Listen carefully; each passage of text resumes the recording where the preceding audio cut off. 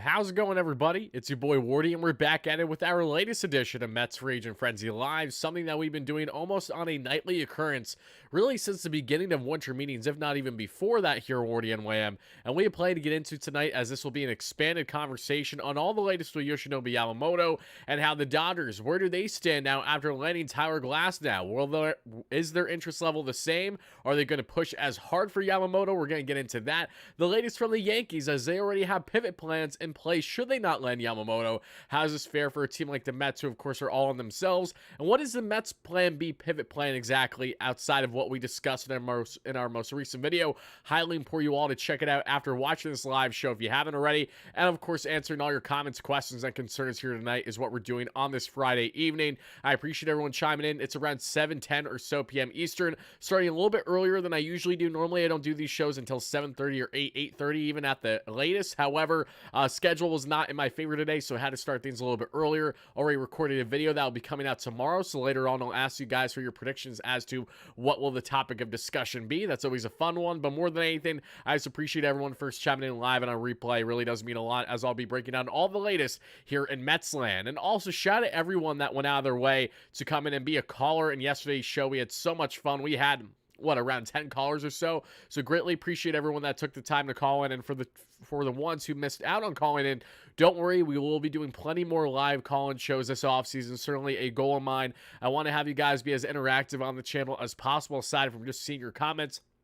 And of course, taking either your constructive criticisms at times or taking your recommendations for video topics. Those things are all great and important. However, I love to physically hear from you guys like a typical radio show. So if you guys enjoyed yesterday's segment and would like to see more live shows with fellow live callers and viewers that are on the channel here, by all means, we will certainly do just that. But plenty to get into on Yamamoto, and I really want to expand on Tyler Glasnow, what this trade means for the Dodgers, and how it either could positively impact things or negatively impact things in the Mets and other clubs' pursuit for Yoshinobu Yamamoto. But first of all, make sure to smash that like and subscribe button if you're first chiming in. Really does mean a lot for your boy. And again, happy to have you all in here. Try to call in, John. Yeah, I apologize. If you were trying to call in, it didn't work. That means you missed the cutoff.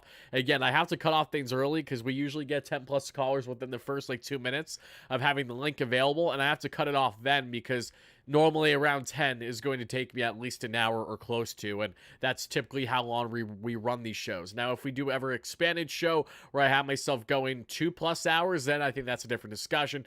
No less to everyone that missed out on calling, don't worry, you will certainly have opportunities to call in the near future. And one more thing, apologies if I sound a little nasally today. Unfortunately, for those that don't know, I have 2 bunnies I absolutely love, but when I have to give them hay, even after washing my hands, I get a slight allergic reaction, and I did it not long before starting the live show like the dummy that I am. So apologies in advance if I sound more nasally than I already do with my big schnoz. But let's get into this one. I liked your video with Ballcap and Robbie. Thank you so much. Make sure to subscribe to both Robbie Hyde and Ballcap Sports, 2 tremendous MLB YouTubers. They do a weekly live show there that we saw on the Barrel Up podcast on Ballcap's channel yesterday.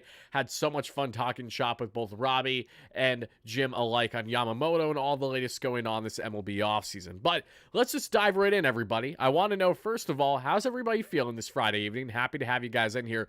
But more importantly, let's get into the latest on Yamamoto, which has to do with all the topics below it regarding the Dodgers, regarding the Yanks, regarding even the Phillies, the Red Sox, etc. We're going to get into that right now. And it starts with the LA Dodgers. Now, again, I want to give a huge shout out to Jack, who's the head at the MLB Nerds Twitter account.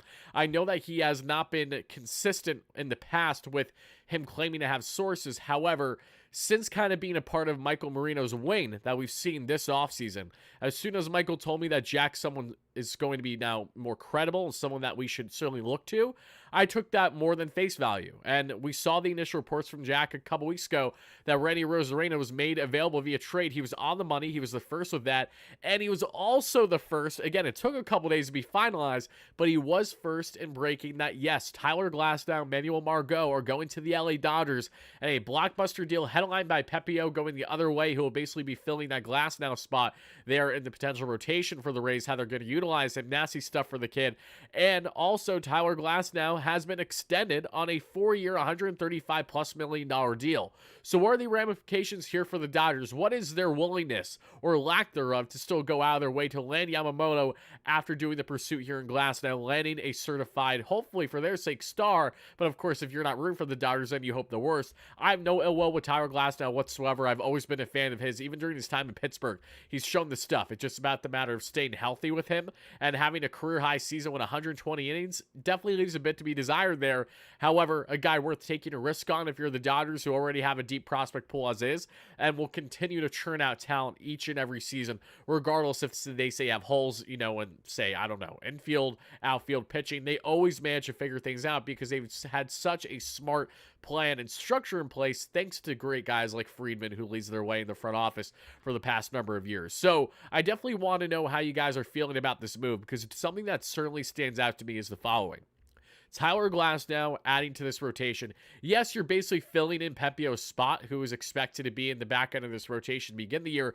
However, the dollars are where things certainly become different, because unlike Pepio, Tyler Glasnow is owed at least $25, if not $30 million for this upcoming season. And that's a lot of money. And yes, the Dodgers have plenty of money to work with still, thanks to the ridiculous deferred contract that Ohtani was so willing and open to doing. And again, how you guys feel about that, I understand everyone's respective opinions.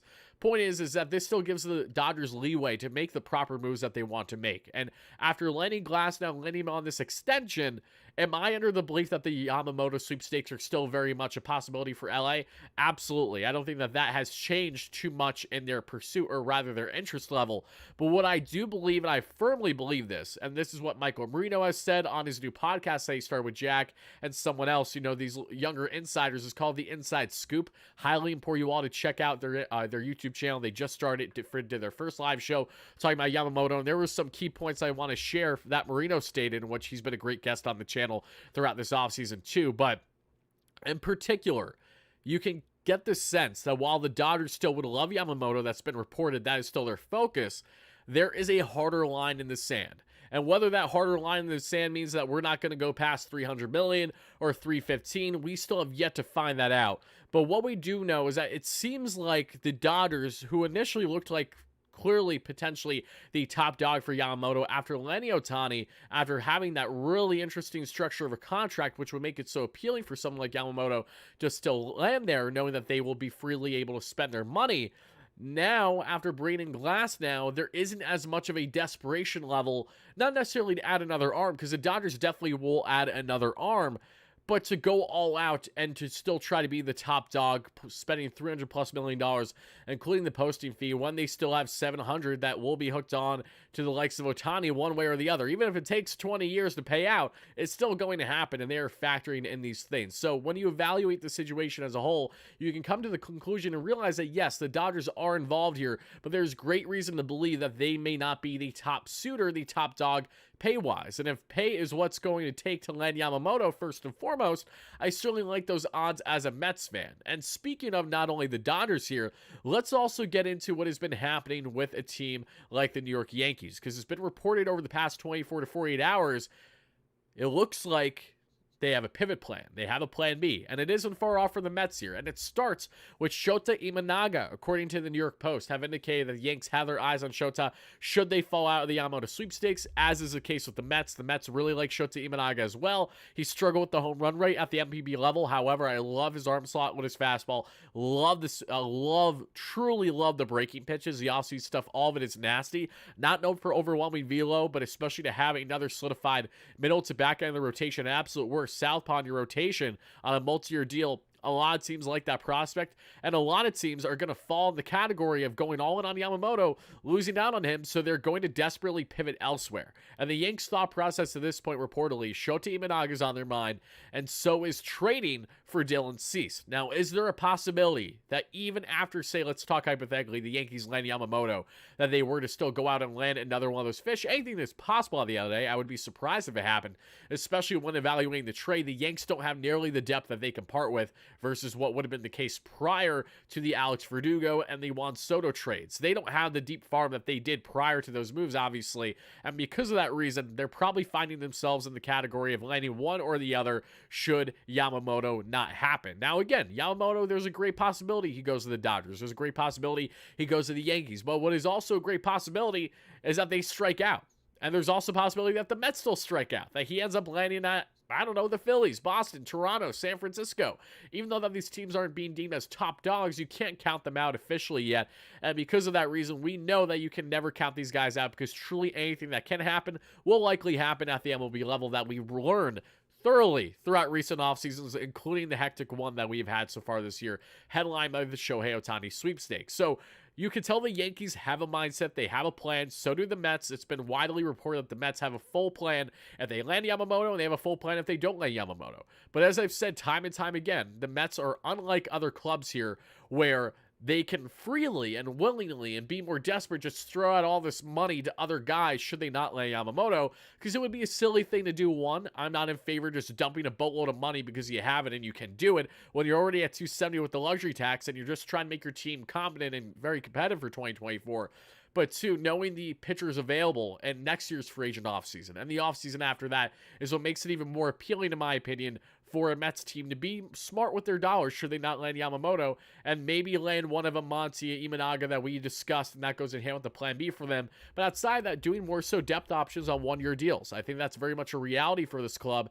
I think that's a similar reality for the likes of the Yankees and also the Dodgers. These are all teams that are so heavily involved in Yamamoto's market, but no one truly understands who is the top dog right now. You can see these wide reports saying that the Yanks are the favorite, the Dodgers are the favorite, the Mets are the favorite, but truly no one understands or fully knows at this point. It's a lot of hearsay. It's a lot of whisper down the alley right now in reporter land, because as long as Yamamoto has a connection somewhere, they're going to milk that thing for as long as they can.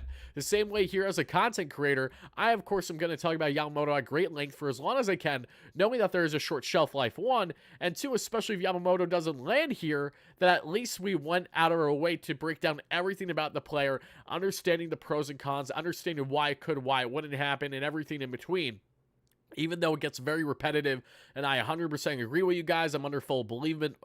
Let's see. Wardy, he's never healthy. Who are we talking about? If you're talking about Glasnow, I agree with you. I don't know who you're talking about otherwise, though. But getting back to my point here, and I'll get to your comments. Don't worry. We're going to get into a plethora of your comments. That'll take up probably a decent chunk of the show in the second half before we wrap things up. And also shout out BetUS for being the sponsor of today's video. We'll get to them a little bit later here in the show. But again, the point I'm trying to make is, all these teams feel, at least to the public eye, that they have a confidence level. We've heard reportedly that the Yankees feel very confident after meeting with him. We've heard very confident from the Dodgers after showcasing Ohtani, Betts, Freeman, which is very standard practice when you're going to give an international free agent a tour of your stadium and show them some of the players. The Dodgers just have the upper hand because they're showcasing not just any Joe Schmoes as the best players on the planet in their respective positions, headlined by Ohtani. Then you have Freeman, who many believe is still the top first baseman in baseball. Then you have Mookie Betts, who was deemed as one of, if not the best outfielder in baseball for a long period of time, is now going to be their everyday second baseman given the configuration of their roster. Point is that all these teams feel confident in their pitches, but as I was referencing Michael Marino earlier, I'm going to say it again.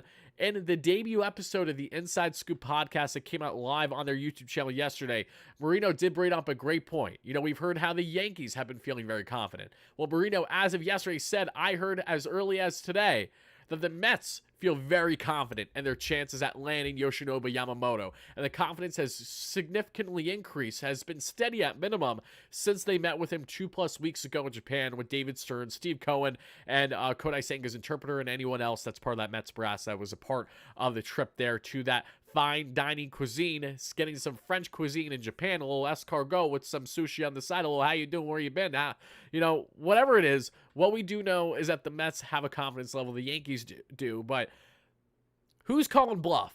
You know what I mean? Like, it feels like everyone kind of has this poker face. Like, we're at the poker table right now. I'm looking at the cards. I'm the Mets. There's a Yanks. There's a Dodgers. There's a Phillies. There's a Red Sox. There's Toronto. We already know Toronto is being giddy, but in reality, they don't have a strong hand. They're probably being used for leverage. And I don't wish that on Blue Jays fans, but that is very much a reality because they've went through that already. And on top of that, as Jim Ballcap Sports said himself on last night's live show, which I was a part of, he doesn't even want Yamamoto to go there because it wouldn't be properly allocating their money. They firmly need to add a big lefty bat for potentially the outfield, along with plenty of other pieces to that team before prioritizing a $300+ million man for the rotation. Then you have Boston. How deep is Boston in this? That's a great question. We all know the Red Sox have had interest, but there's been nothing reportedly to deem them as a top dog to this point. So for now, we're going to say that they don't have a great hand either, but they're doing a little bit of a better job hiding it. Maybe it's because they're wearing the sunglasses at the poker table. Whatever it is. Then we get on to the big three-headed monster, the Mets, the Yanks, the Dodgers. If you look at the Dodgers, it's Friedman. He's smiling cheek to cheek. He's feeling damn confident about his chances. But he knows in the back of his head, do I really want to go past $300 million? Do I want to go past $315? I'm really not sure. Then you have Steinbrenner. He has not been willing to spend in recent years. Now he is, because they're all in with Juan Soto, and I commend them greatly for that. If you're going to go all in, you absolutely need to do everything it takes. Yanks feel very confident, but to what extent are they willing to go above and beyond, or are they going to be banking more so on their storied history and hoping, similar to the Dodgers, that that is enough to sway, along with both these teams being in far better win-now stages than the Mets? Then you have Steve Cohen sitting there, and David Stearns alike. They have a big smile on their face. They feel pretty good about their chances. Stearns is saying, yes, I definitely want us to be smart and calculate about this. We all have our internal hard line in the sand. But then you have Steve Cohen to say, hey, the beauty of it, this is not Milwaukee. You're going to be able to spend more than what you're usually used to. I mean, Stearns didn't even know what it was like to shop in this aisle at the free agent level until this offseason, right? He's never had the luxury of doing so. So I'm sure in part he feels like a little bit of a kid in a candy shop being the guy running the show for his favorite team growing up and now having the chance to land a bona fide star in Yoshinobu Yamamoto to headline the rotation. So when you look at all their hands, it really does come down to this three-headed monster until proven otherwise. And don't get me wrong, the Phillies may come out of nowhere and say their meeting went great with them. And for all we know, they could go all in and then maybe they have a lack of confidence in bringing Zach Wheeler back a year from now, which I do find a little hard to believe, but it's still a possibility. So you have to weigh those options. But for the Mets here, depending on where you go and who you ask, you're going to hear the same things. The Yanks look like the favorite. The Dodgers look like the favorite. The Mets look like a favorite. Now, when we get on to beyond beat reporters for these respective teams where there's a natural bias involved in the narrative, when you get to the public eye, the Bob Nightingales, the John Heymans, they believe, of course, the Dodgers and Yanks are the top dogs there. But that is still opinion-based just from everything we know to this point. There has been truly nothing to change to indicate that, okay, this team is completely out of it now, or there's a drastic change. The only thing that we have heard, truthfully, outside of the Dodgers landing Ohtani and knowing that that's a natural appeal for someone like Yamamoto as is that since the Mets met with him 2 weeks ago, there has been a steady increase, as even come to the surprise of some rival MLB execs who didn't really think the Mets had much of a shot to begin with, and now the Mets are not only a player, but are firmly believed as one of the top dogs. And it all comes down to the money there. That is the biggest focal point with Steve Cohen. Kodai Senga's experience, the great run he had last year, certainly plays a part, but we've heard nothing to indicate that that would necessarily be a key X factor, right? We don't even know if Yamamoto has this huge thought process on wanting to headline a rotation, or if he's perfectly fine being overshadowed. If he is, Garrett Cole very well could happen there in New York with the Yanks. Dodgers, once Ohtani returns, he would be behind Ohtani. Might be behind Walker Buehler as well if Buehler balls out this season. Like, there are a lot of questions to be had as to not only how much does money come into play, but also these other factors that we've spoken at great length of already on the channel, which leads me to the understanding that, one, this is still a complete toss-up to this point. I firmly believe we will have a decision in the next week. Really, really hoping it's just at least a couple days before Christmas, right? Especially for everyone that celebrates the holiday.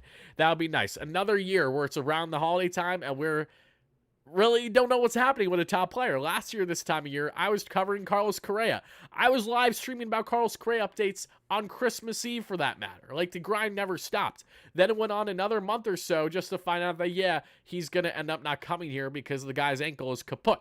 So now we fast forward things, Shin, whatever it is, I don't even care. The Correa sweepstakes took so much out of me. I do not want to think about that whatsoever right now. Mets interested in Justin Turner, not surprised at all if that's been reported, but I can tell you that we have talked about that already, about JT and the potential of the Mets landing him. And we'll expand on that a little bit later here in the show, should you guys have interest in doing so. But now I really want to emphasize here, I really, really want to make clear that while there's a lot of toss-up, it finally feels like the dominoes are falling sooner rather than later with Yamamoto. So hopefully over this next week, we will finally reach a decision.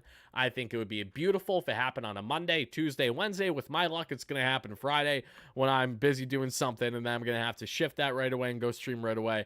I'm mentally prepared for if the Mets don't land Yamamoto or land Yamamoto. Either way, I'm going to be okay, but naturally, for obvious reasons, I want Yoshi on this club just as much as the next guy.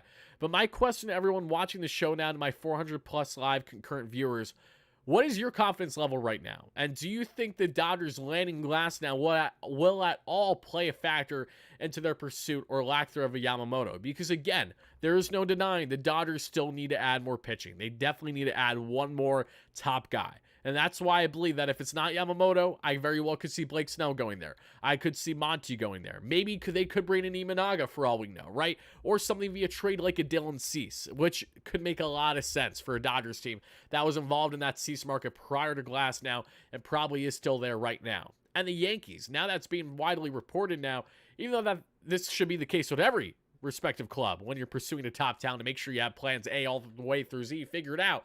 Now that we're finding out that they have these interest levels in these other pitchers, it doesn't hurt. I guess that's the proper thing I'm trying to say here. It doesn't. I don't look at that and say, wow, that means the Yanks' chances of landing Yamamoto just got greater. I think, if anything, they may lessen a little bit just because they had this thorough planned out now for these pivots. But so do the Mets. The Mets have a pivot plan in place. We know that. And yeah, give me a 1 out of 10 or a percentage. How you guys feeling about Yamamoto right now?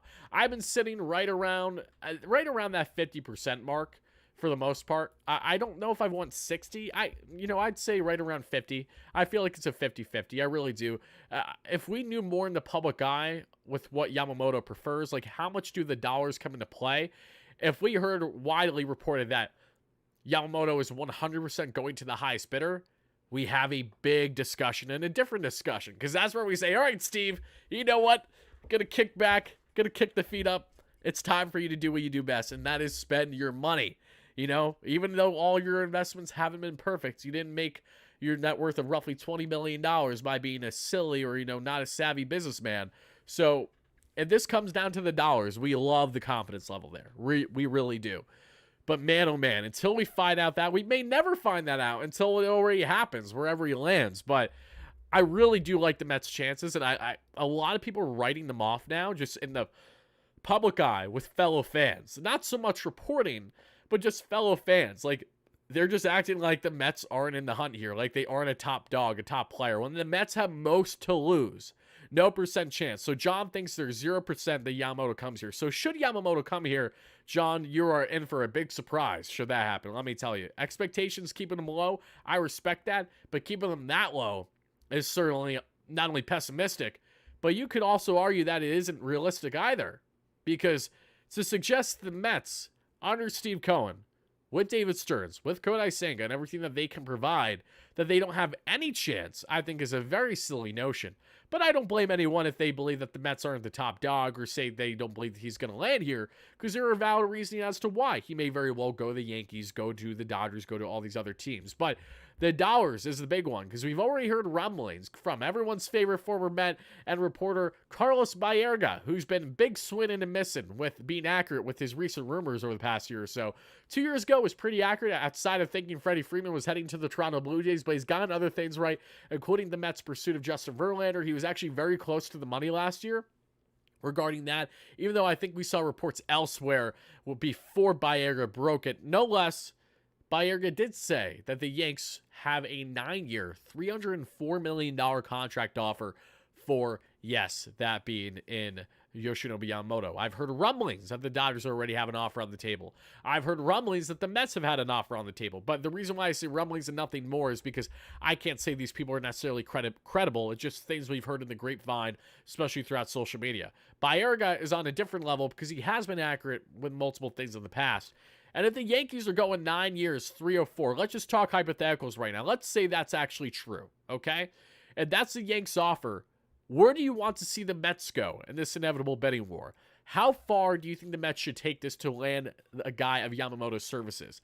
After you answer those questions in the live chat for people on replay, we will transition more so into the Mets plan B. And what do you guys, the fellow fans, believe is the best pivot option for this team should Yamamoto not land in Queens? Which, again, is very much a possibility, as is the case with him landing here.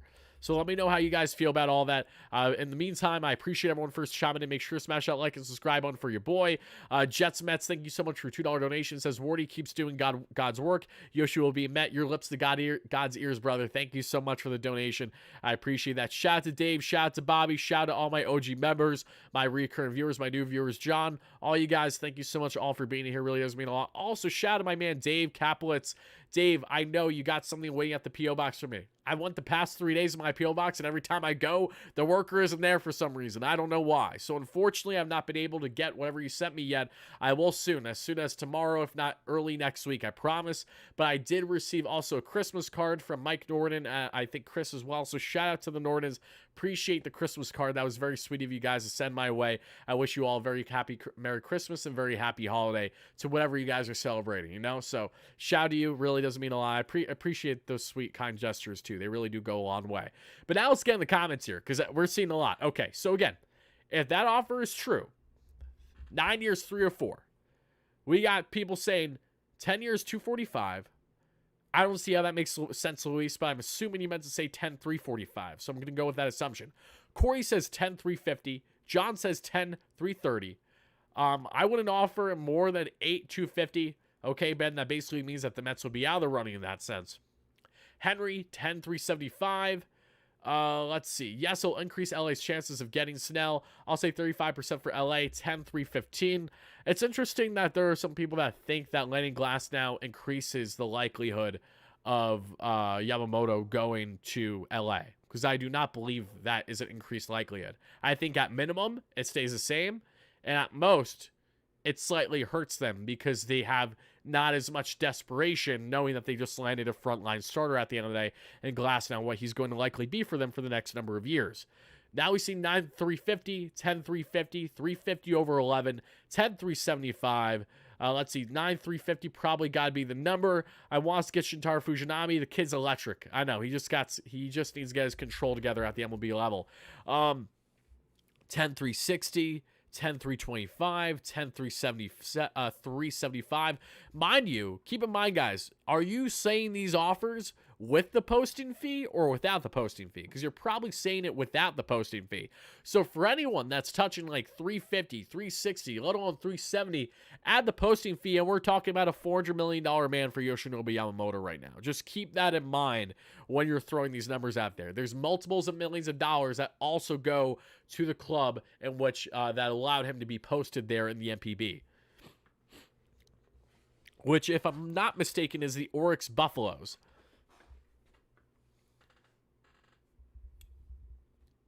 How's it going, Dave? Happy to have you in here, brother. We're just breaking down the latest with Yoshinobu Yamamoto, and more so what has been the landscape for other teams, but do things impact this sweepstakes positively or negatively, as the Dodgers have landed Glasnow and signed him to that multi-year extension? What posting fee? 400 plus easy. Yep, there you go. What posting fee? 405, 10, 400, 80 million deferred.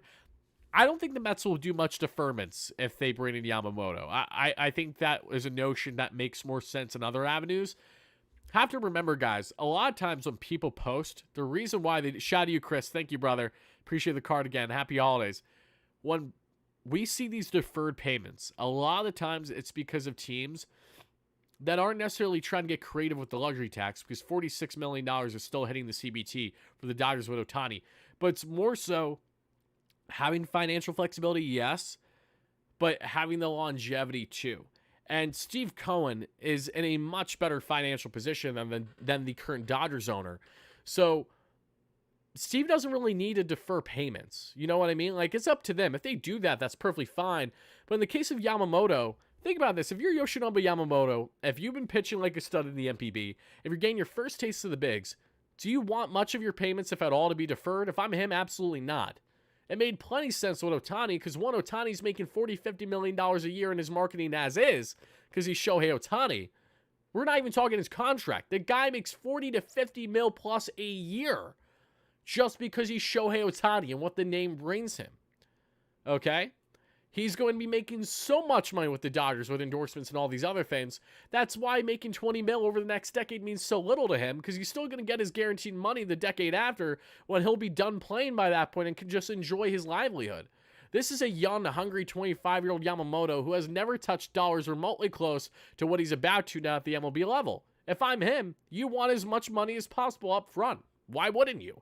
And I understand that culture is different in Japan, so I'm not going to speak on Yamamoto's behalf and say this guy for certain thinks in this way, because we don't know. I'm just relaying what we know reportedly and just putting two and two together how free agents usually operate, even ones coming over overseas. They look for the highest bidder, right? Kodai Senga, as awesome of a fit as he's been with the Mets, let's not forget, he also went to the Mets because the Mets were the highest bidder. These things come into play. That should be the case again when evaluating Yamamoto, and for those reasons, I do not believe deferments are going to be something that we really see much, if at all, in his contract. Why would a club play for this, for someone that isn't proven here in the MLB? He's going to lights out in Japan, but pay all that for someone who isn't proven. Dan, here's the thing. Yamamoto profiles so well and projects so well, according to MLB scouts, that he's already deemed as a top 5 pitcher in baseball before he's hit the MLB level. That's why he's an anomaly. This is not a player that we should compare to recent off seasons with the pitching talent out there. The potential with Yoshinobu Yamamoto is Cy Young Award winner next season. That's what we're looking at. And he's 25. So you're looking at potentially a Cy Young caliber player playing at his best in his prime and hitting his peak in his late 20s to early 30s. And you have him for the entirety of that time frame, from 25 to say 35. That's what makes him so appealing. That's why he's such a hot commodity. Yes, the market certainly favors him because he's the top dog right now. But the reasoning is the story, the great success he's had at the MPB level, the consistency, his ridiculous velo, and his stride and how it projects at the MLB level is deemed to be well. Not many people have concerns about his height either. People think his projection is going to be better, actually, in part because of how his arm slot is, given the height that he is below 6 foot. So there are more reasons than one as to why Yamamoto is being deemed this huge get, even with there being filled with uncertainty, because he still has to prove himself at the MLB level. So if you're Steve Cohen, you know you've taken risks in the stock market, right? You know you've done a lot of things, probably shadier than I could even begin to try to tell you. You have to take risks in business when you're investing. It's just a matter of to what extent. And it's been made abundantly clear that Yamamoto, everything we know at this point, is worth the risk taking here. And because of all these reasons, that is why the Mets are pushing so hard. And they are not a team. They are not a team that can just let this guy walk without a valiant effort. Because there is no proper pivot. There is no plan B that I think could make all fans ecstatic or happy about. We can get close to the best plan Bs out there. But there's a reason why plan B isn't plan A. And they're two separate identities. They're two separate things.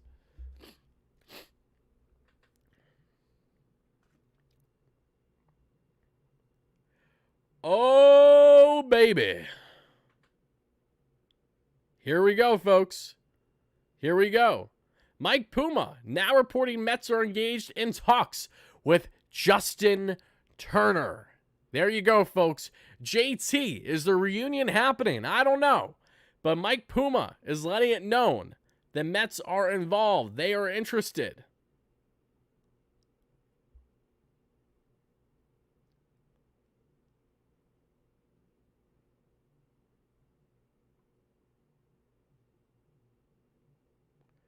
Give me 1 second, everybody.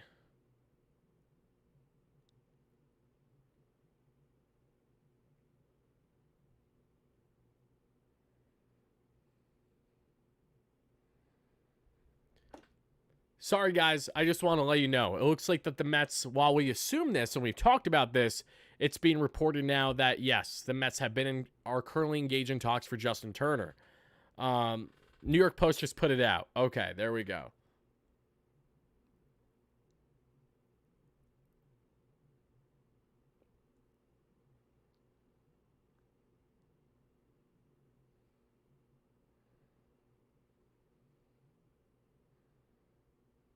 How do you guys feel about Turner? Oh, why? Okay, all right. Let me ask this. Let me ask this. To the people that don't like the idea of Justin Turner coming back to the Mets, tell me why. Aside from age, tell me why.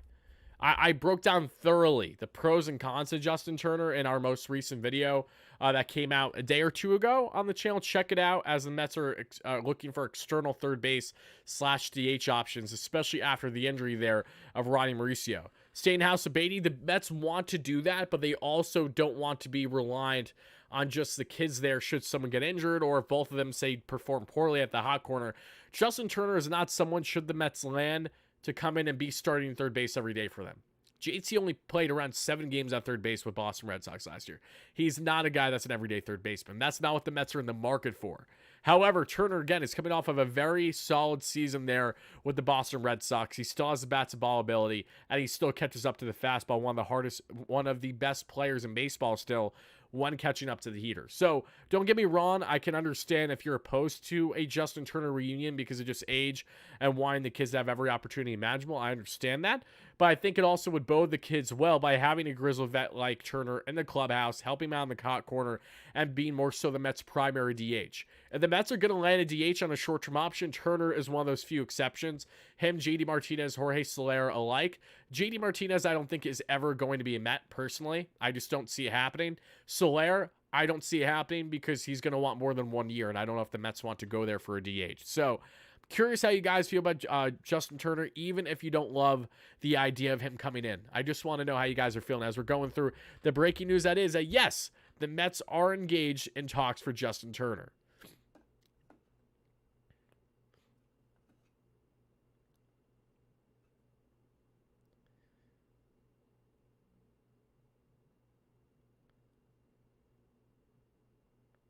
Hold on.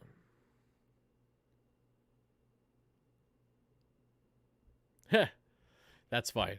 Thank you so much for the kind words, Dan. I appreciate that. Appreciate everyone first chiming in as we've been breaking down the latest in Mets land. About to get into what is plan B for the Mets here, but before I do, I just want to let it marinate a little bit more. Again, the latest news, according to Michael Puma in his latest New York Post article, the Mets are currently engaged in talks with Justin Turner on a potential reunion. Now, to expand a little bit more on Justin Turner, for those that are unaware of his game, I'll just pull up the numbers for you right now. Actually, I'll do you one better. Let me do this. Let's see how creative I can get here in a second.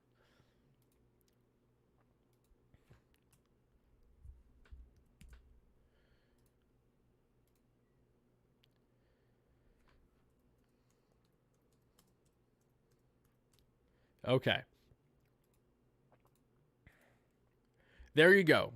Look at JT's stats with me, guys. 23 home runs, 96 RBIs, 276 average, 345 OBP, a 455 slug for exactly 800 OPS, a 1.2 WAR, a 114 WRC plus, which means he's 14% better than the average batter in baseball.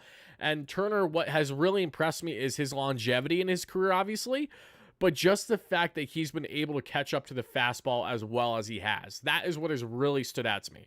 Of course, I have reservations with the age, and of course, there's a great reality where JT signs with the Mets and he has his worst career season since his time with the Mets back a decade plus ago. Last time he played for the New York Metropolitans was in 2013.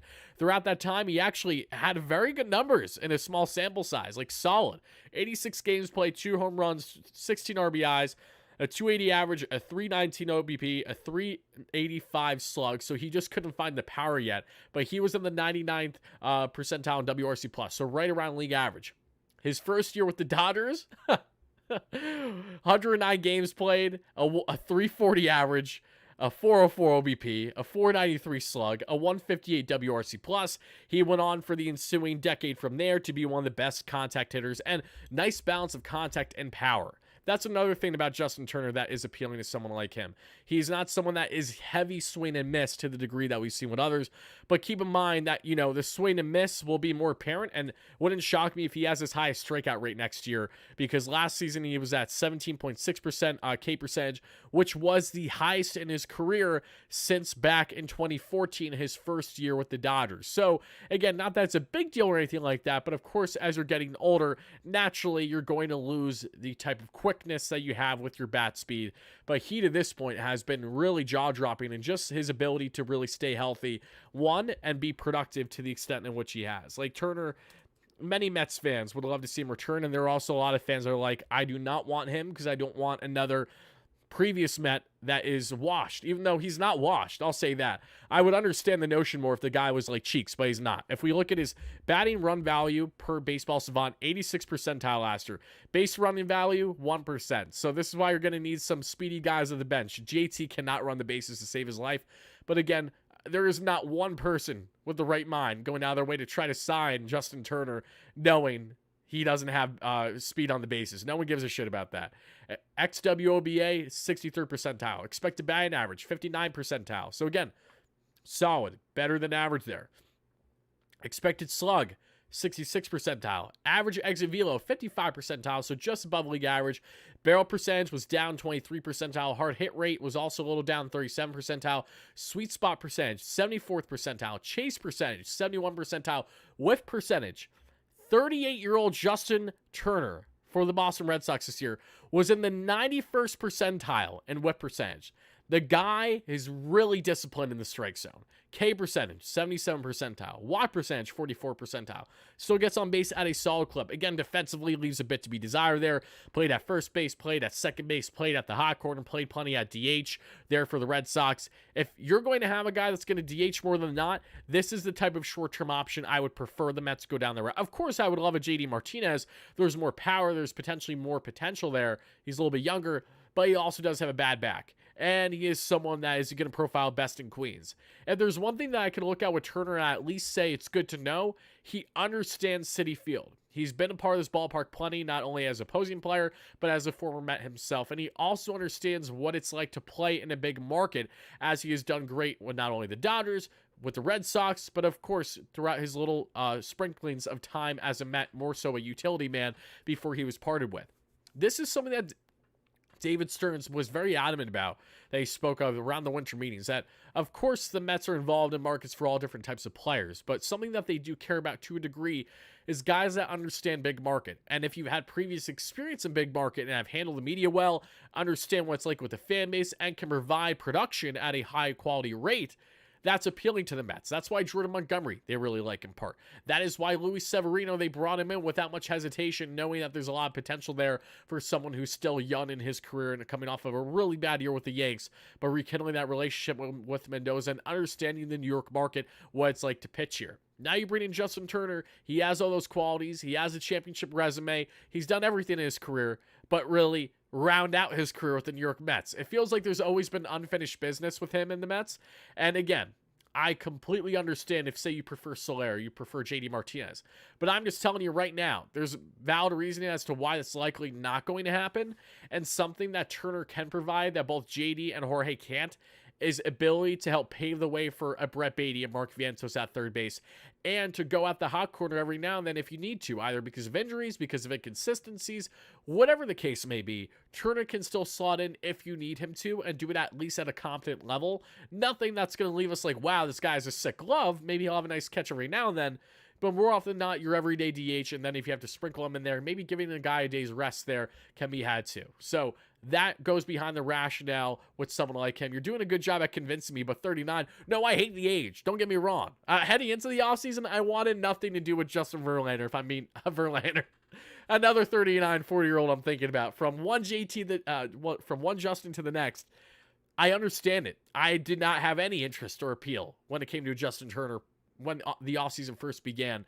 But we need to learn a lot about what the Mets' intentions were. And of course, the Ronnie Mauricio injury really changed the Mets from being a team that was teetering the idea of adding, a veteran bat that can come in and handle the hot corner every now and then, to now feeling like it's a little bit more of a priority after losing Ronnie. Because I could tell the Mets' expectations for Ronnie Mauricio next year were to be the guy to ball out and potentially be the one to win the third base job. Not saying it was guaranteed to happen, because Brett Baty has all this amount of potential. Mark Vientos leaves a bit to be desired there, but the power is certainly there in the DH form.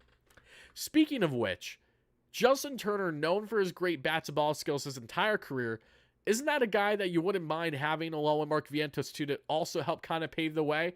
Like, these are the type of vets. If you're going to bring in vets, these are ones that make sense for more reasons than one, okay?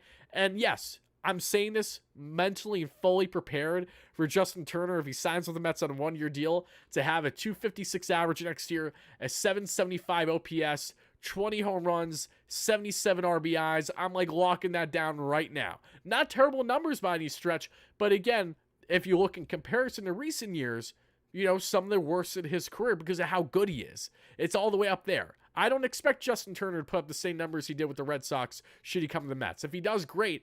But unlike Boston, this is not a batter's box nearly to the degree here in Queens, The dimensions of the outfit are vastly different.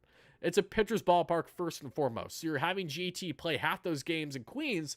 Yes, he understands the market, but how is that going to transition performance-wise? It will not shock me if Turner has the stat line I just told you. But here's a question. If you're going to sign a DH third base type on a one-year deal, the stat line I just told you, 256 average, 775 or so OPS, 20 home runs, 77, 78 RBIs, would you deem that is respectable and a success by the Mets should they land him? We're just speaking in hypotheticals right now. JT isn't even a lock to come here yet. But if we're talking on hypotheticals, where do you guys stand with that potential stat line that I just pulled right out of my ass? Because again, I can't look at the past and expect that to be the future, nor can the Mets. As GMs, you need to have the mindset of what is the guy going to do going forward, more so what he has done to this point. It's all about projections. So again, if you're getting a 256 average, a 770 OPS, 20 home runs, 77 north of 80 RBIs from Justin Turner on a one-year deal, would you be liking that or would you be disliking that? Let me know.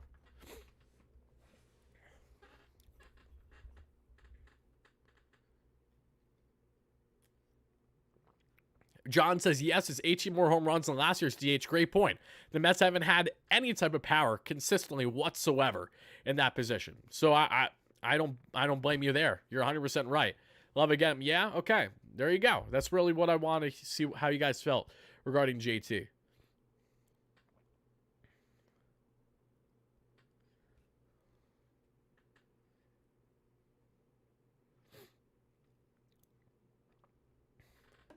Boo, thank you. I love the discourse. I love the discourse in the chat when you just have like half the fans being like, love it. Then a quarter of the fans being like, F this guy. He's washed. He's old. I want nothing to do with him. And me, as basically being the middleman, I'm like, I get both sides, Like, if they get JT, I'll be kind of pumped by it just because I didn't even get to really appreciate JT during his time in Queens because that was before my fandom really hit it like its top potential. That, a little young and 12, 13-year-old during Turner's time here in Queens. And I was watching Mets games, but they were more on the casual level versus following them every day, which really kicked in that 2015 season. So I really don't know what it's like too much JT in Queens. So I would like to see that, especially if he ended his career here, but still ended on a high note, because I don't think Turner's going to be one of these guys that rides off into the sunset after he's just been chugging away as like a bench piece on all these teams into his mid 40s. Like, I don't get that perception from him. I think as soon as the time's up and like he knows the bat to ball skills isn't there, he's going to say, I'm done, because he's done everything. He doesn't have anything else to prove. He's won a championship as well. So it's not like,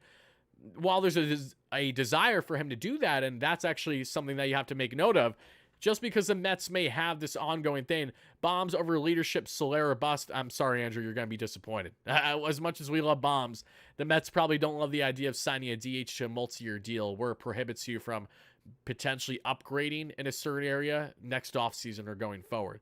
Trevor Gott just signed with the A's on a one-year contract, so if you want an idea on how that trade went with the Seattle Mariners this offseason, there you go. He's an Oakland A for however long they're going to stay in Oakland for.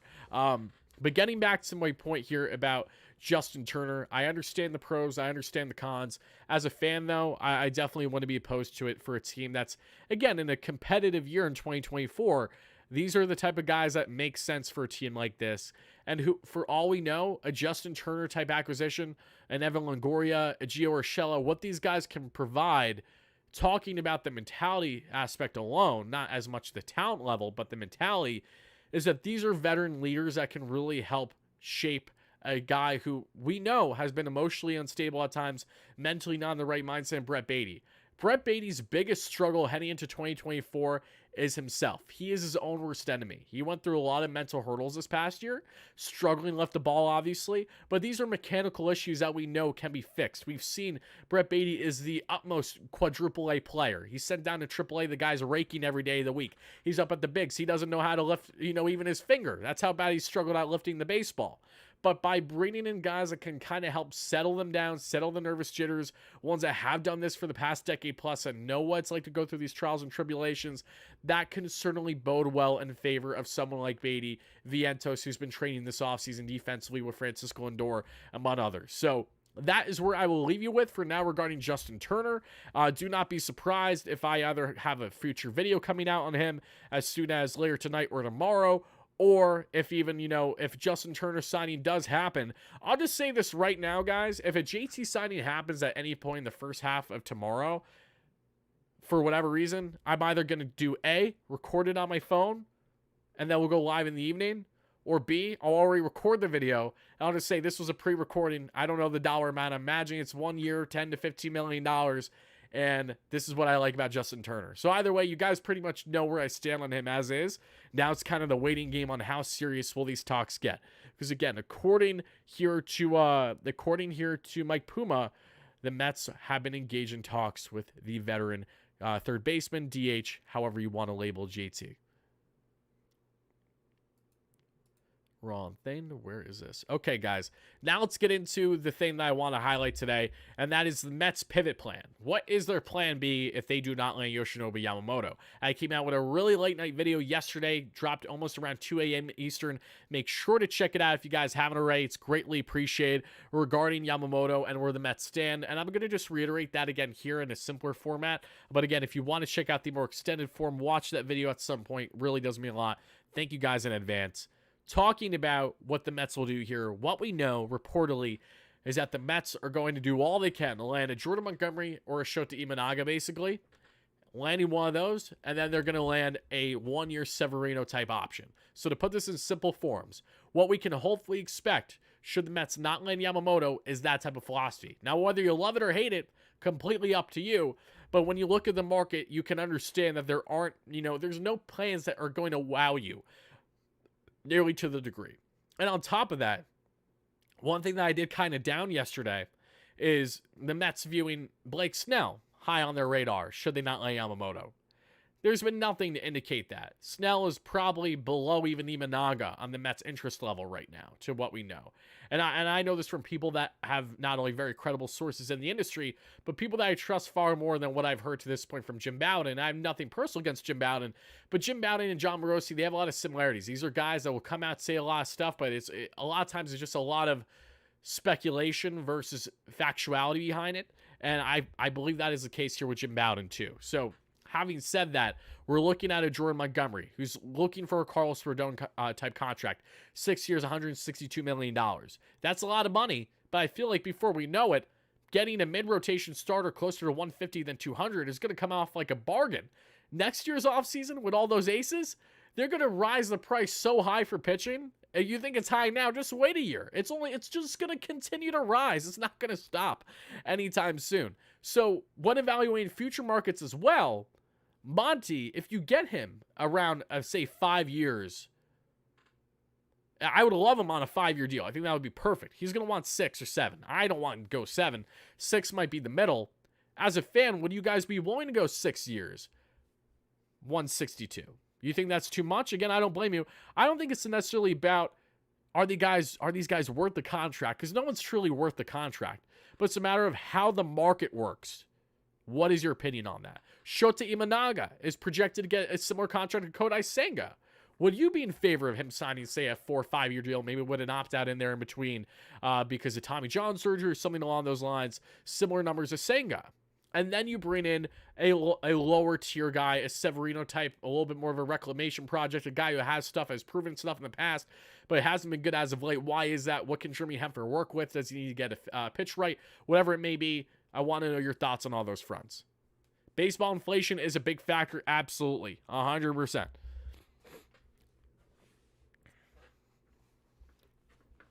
Six years is too much. I don't blame you. I guess my question, though, to the people that have a lot of reservations with signing a mid-rotation starter for what can many deem as ace caliber dollars this couple years ago is this isn't going to get any better. It's going to get worse before it gets better. So how much does that one additional year bother you when Steve Cohen has at least shown a willingness to part ways with dead weight if, say, Montgomery ages like milk after the first couple seasons? Because there's always potential for things to not go well. So whatever it is, I definitely want to know how you're feeling. Oh, yes, Pete, I'm shaking in my boots. That's hilarious. John says, the New York Post also says they're still engaged with Taylor as well. Yep, they've been. We know that. Yeah, the Mets have still been engaged with Michael A. Taylor. The signing of Trace Thompson doesn't change that because Trace Thompson, at best, is a fourth outfielder. And at absolute worst, is a really solid AAA option.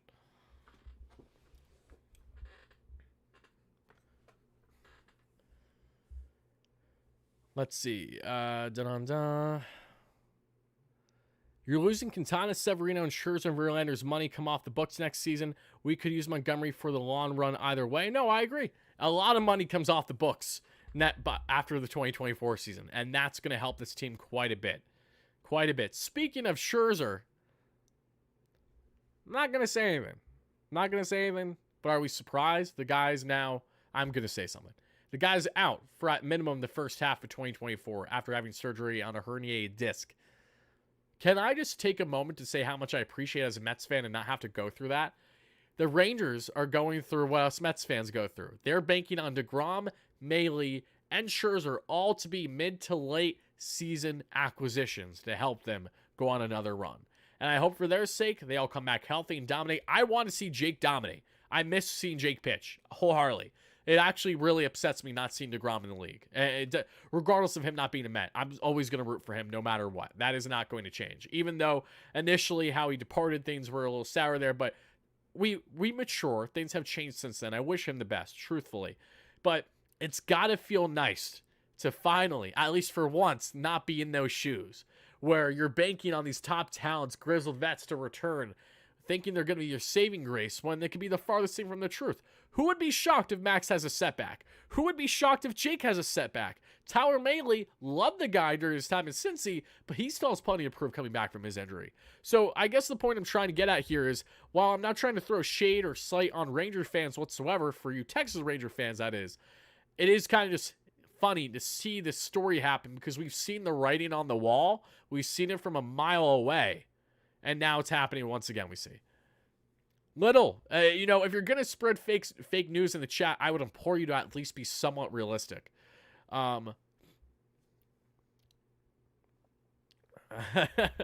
You talk, David. You talk that talk. I love that. That's great. Let's see. When will people acknowledge that the Mets letting DeGrom walk, trading Scherzer and Verlander were actually the best moves for the team? No. In hindsight, they're already aging positively for this team. I think the biggest thing I will always commend Steve Cohen for is, even though that he hasn't made all the right decisions since becoming owner, no one has, of course, he has been able to pivot in a way where any other ownership would certainly not do so at the rate in which Cohen did. Cohen literally just sat there, ate millions of dollars for the betterment of the club. That's why I appreciate him as much as I do, because he's willing to do those things. He didn't have a problem with McCann. He didn't have a problem with Cano. He didn't have a problem with JV or Max, as long as there's a realistic thought process behind it as to how it will positively impact the team for the future. As long as you're doing those things, that's all I care about. And now hopefully the Mets will get a structure down where they won't have to worry about doing this again. Hanging on to dead weight, eating dead weight more and more. Hopefully under David Stearns, Carlos Mendoza, this is the official start of a longer term goal and vision as a regime. I'm done with this revolving door of all these people coming in. Like, we went through multiple front offices and coaching staffs in the past 3 years under Steve Cohen. We're heading into year 4 now. Like, there's a lot that has changed in such a short period of time, and that's a lot of turmoil that the average organization should never have to go through.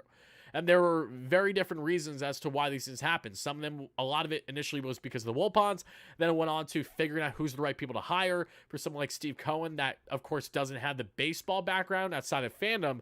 So he's had to go through his trials and tribulations too. And we've seen it before our eyes. So my biggest takeaway from that entire situation with the Mets parting with them is I appreciate the fact that the Mets knew when to pull the plug and how to go about things going forward for 2024 and beyond. Thank you so much for the kind words. I appreciate that. Alva, if I said your name correctly, really, really do appreciate it. Thank you so much, as always. I'll just call you Alva. Thank you kindly for that. It really does mean a lot. And as a musician, I wish you the best. And producer, love to hear that. That's an awesome career path. Should that be one for you?